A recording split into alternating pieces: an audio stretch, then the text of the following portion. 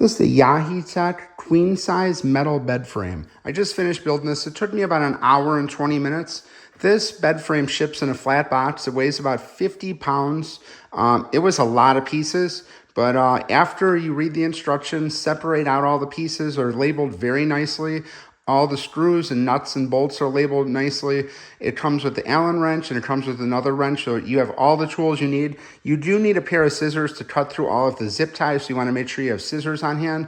But it turned out it's a very nice, sturdy bed frame. I'm very pleased with it. Like I said, it took, say, an hour and a half by the time you did the box into the room, open it up, get everything organized. Once you start building it, it goes together very easy. They label everything really good and very pleased with this. You can see it's very sturdy here, does not move around. And these are the instructions that it comes with here. So it shows you everything inside this booklet, how to do it. You follow these instructions, you'll get it together in no time. So definitely want to check this out. It's the Yaheetech metal bed frame, and this is the queen size.